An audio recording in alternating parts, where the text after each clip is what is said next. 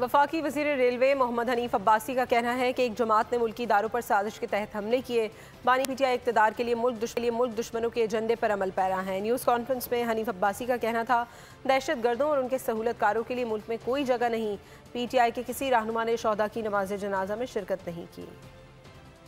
बेटी, ये सब जो हैं उनकी कुर्बानियों की एक लाजवाल दास्तान है। दहशत गर्दी के जंग के दौरान कुछ नासूर, कुछ बदबख्त हमारे हाँ भी फैसिलिटेटर का किरदार अदा करते रहे। आपने देखा होगा कि इसी मुल्क के अंदर एक ऐसी जमात ने जन्म लिया जिसने अपने अदारों के ऊपर हमले करने शुरू कर दिए, और वो हमले इस तरह नहीं किए बल्कि मुनज़्ज़म साजिश के तहत किए। किसी एक शहीद के जनाजे में कि नहीं जी, वो सीएम तो फलां जगह पे गया था, उसके वुज़रा फलां जगह पे गए थे, उसके पीटीआई का कोई भी जनरल सेक्रेटरी, सदर किस जनाजे में शहीद के गए?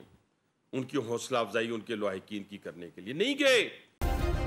सब्सक्राइब करें और बेल दबाएं ताकि कोई खबर रह न जाए।